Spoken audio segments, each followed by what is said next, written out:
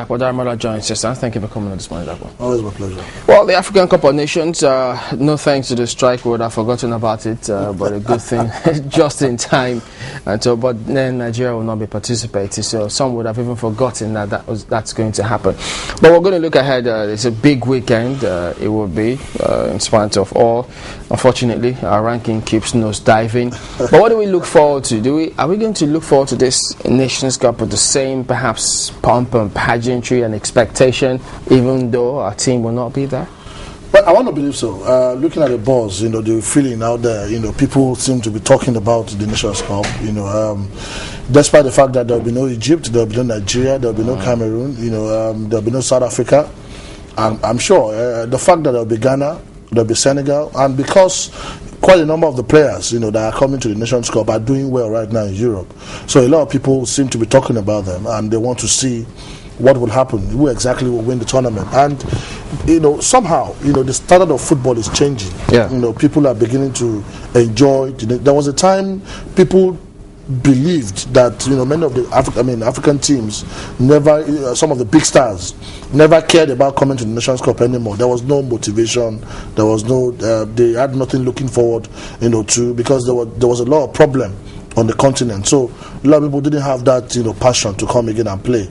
But that seemed to be changing gradually, because you have young stars who are doing very well. The likes of Dembaba, Papa Cisse, Moussa Sow, many guys who are doing very well in France, in other parts of in England. Dembaba today has scored 15 goals.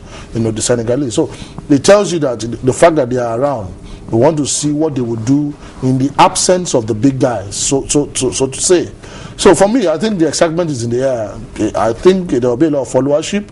On my page, I sent to some guys, to my people, and said, what team will you be supporting? And I can assure you, a lot of guys are supporting Senegal, and a lot of Nigerians are rooting also for Ghana. So we can watch out for those two. But then it looks as though some philosophies may eventually just come to bear here, because they ask themselves, what do these French-speaking countries do? Do they go ahead, let their young lads play in the field teams of some of these French countries abroad, and then just groom them, and then they come back to their country, and then they're all developing? I think that you have nailed it.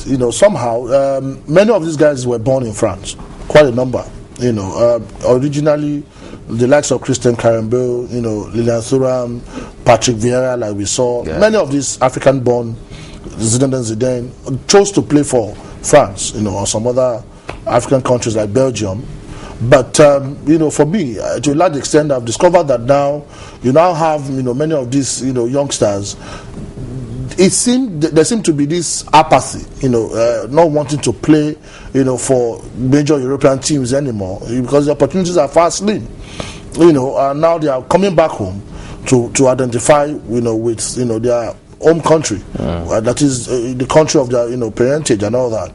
So that seemed to be benefiting African football. Unfortunately, countries like the what's it called the non-English speaking are benefiting more, because they were born in France. They were born in other parts, like I said, born in France, born in Belgium and other parts, and so they seem to be benefiting more from the academy. Many of them were born and then they went through proper football academy, unlike what you have in the English speaking, where nothing seriously is being done to help the situation.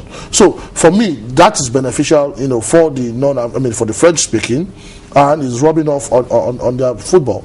And the fact that because these guys were born in France and in Europe, basically, they cannot lie about their age. So that's also documented. It's documented. So that is also if you look at our situation, how many players born outside the shores of Nigeria are playing for us? You understand what I mean? Even at our group stages. The age group stages. Okay. We don't have too many. But for these French-speaking guys, they've been able to speak to many of their youngsters. They've been able to identify with their country where they come from, and so they are benefiting. So at age group stages, you have genuinely youngsters who they are abroad, they are Europe, so they have brought that experience to bear, and that is helping the performance of the team overall, because they understand You see, what is important at age group stages, you don't have to win at all costs. Unlike the English speaking, we do everything. So it's more developmental. It's more developmental. So you find that is why they are doing very well at the ages which they 24, 23, 25. They are doing very well because they've been able to pass through. That's when they break into the national team. They break into national team. That is when also they break into bigger club sides in Europe. That is when they begin to maximize what they have learned over the years.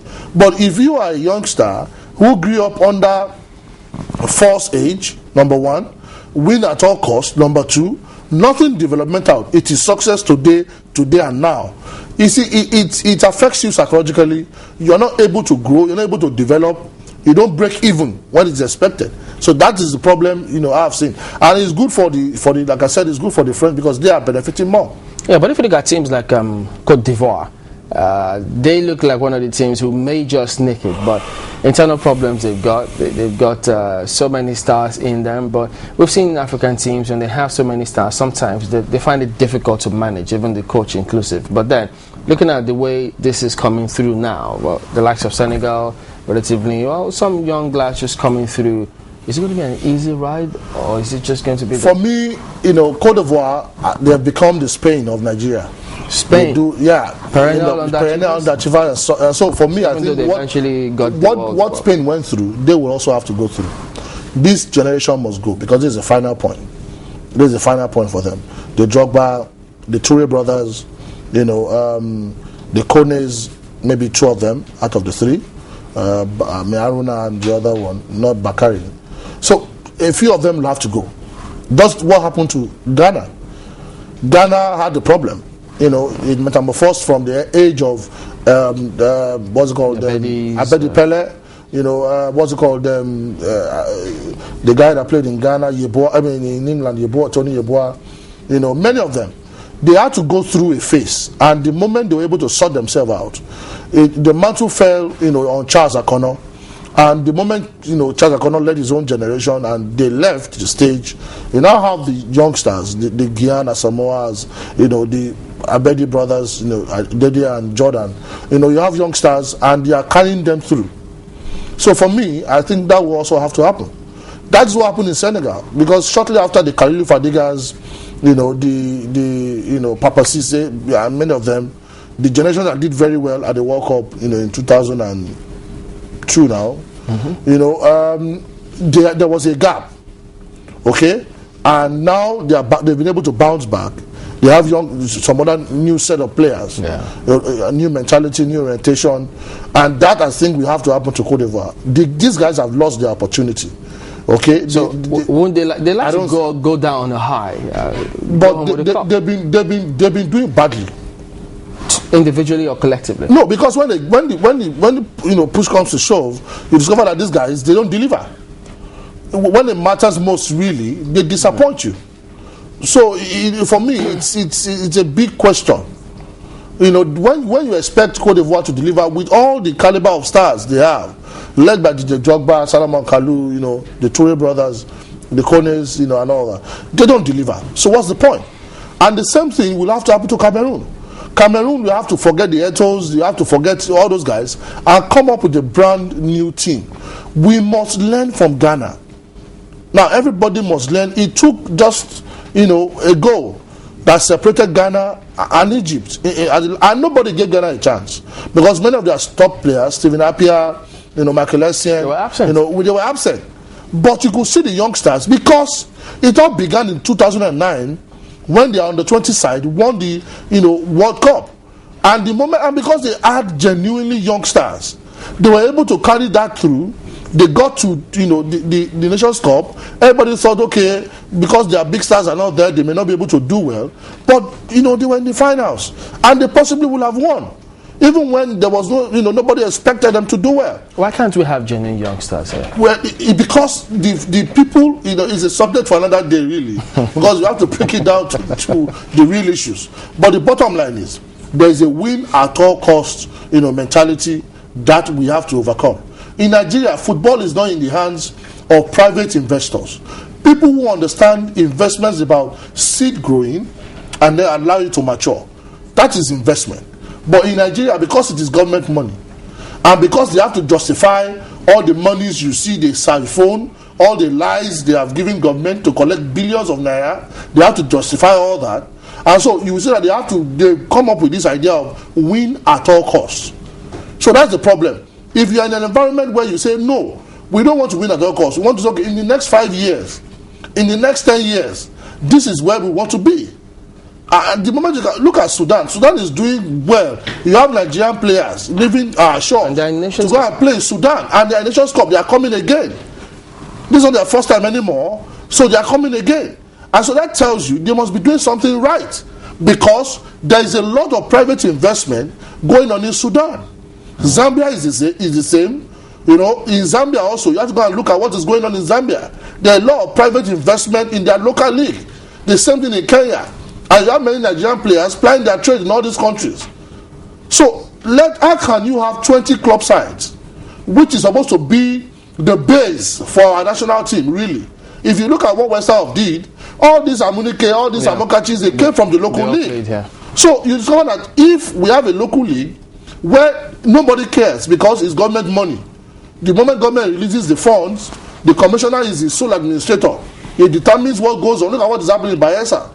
You know, this is not helping the growth of football in Nigeria. Whatever you're going to have, that's why you see them buying the league, doing everything to ensure that they win the league, and doing all these, sharp practices. But are the private chaps willing to come in? They want to come in if government can answer completely. Government is meant to, give us a framework, give us the guidelines, how to go about it. Within the parameters which for us to operate. If you create that, see, when football thrived in this country was when it is in the hands of the private people.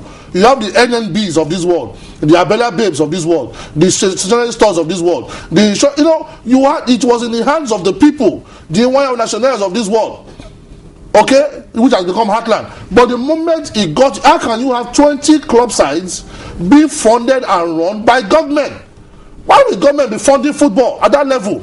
These are clear problems, hurdles that we must cross. If we don't cross those hurdles, we will keep joking. I sat here last year and I said the 2012 Olympics we are going for is a jamboree. Why? Because nobody cares. There's no development. Who says, okay, we are preparing an athlete to win the Olympics, and so we start preparing the athletes, and from now, we are investing in the athlete, we are sending him for the right trainings, we've gotten the right coaches, we are investing the right money.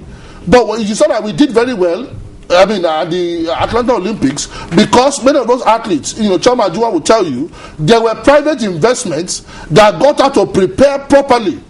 Because Sheikh Odekbami was able to get some, private guys, hands to support her and to put her in the right shape. Okay. So that is what is needed. But what about these sports associations? Are they not in the hands of the private people? Or no, it's the hand of government. They are all waiting for the NSC. Everybody is waiting on the NSC to give them money. Private people are not putting their money into sports in Nigeria because of the corruption. There is too much corruption going on that I'm surprised that the Senate Sports Committee and the House of Rep Committee on Sports, and I've been trying to get who I'm surprised, was a private person who had a private business, has tried so much to privately run and fund a female football team. And I expected, even though she was part of the NFA and all that, so maybe she's shy. She's shying away from the truth. But the fact remains, if you do not probe the evil going on in the NFF and going on in the sporting federations, because I have said on this show severally that the NOC needs to be probed. The NOC keeps getting money from the International Olympic Committee, to prepare athletes for major events.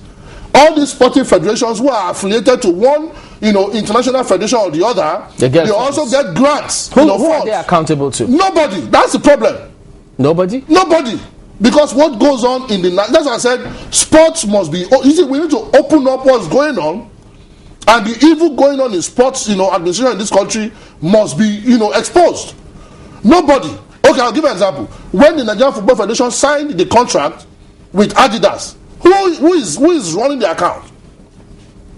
Who are the signatories to the NFF account? We signed a deal with Adidas that nobody, it is today, is shrouded in mystery.